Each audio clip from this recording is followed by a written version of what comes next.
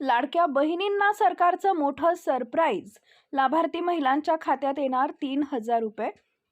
ज्या कुटुंबाचं आर्थिक उत्पन्न हे 2.5 लाखांपेक्षा कमी आहे, अशा कुटुंबातील महिलांसाठी राज्य सरकारनं लाडकी बहीण योजना सुरू केली आहे.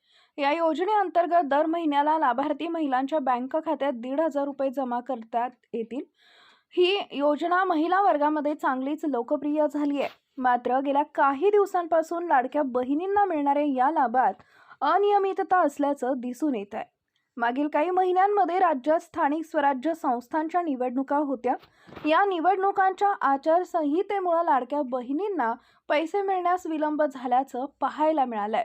दरम्यान आता मोठी बातमी समोर आली आहे. ती म्हणजे जानेवारी महिन्यानंतर या योजनेतील महिला लाभार्थ्यांना या योजनेचे पैसेच मिळाले नव्हते. मात्र सरकारनं आता मोठा निर्णय घेतलाय.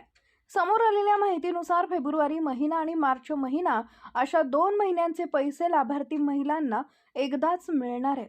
नव्या आर्थिक वर्षाच्या सुरुवातीलाच म्हणजेच एप्रिलच्या पहिल्या आठवड्यात लाडक्या बहिणींच्या खात्यामध्ये 3,000 रुपये जमा होणार असल्याची माहिती समोर येते. एप्रिल महिन्यामध्ये लाभार्थी महिलांच्या बँक खात्यात 3,000 रुपये जमा होण्याची शक्यता आहे.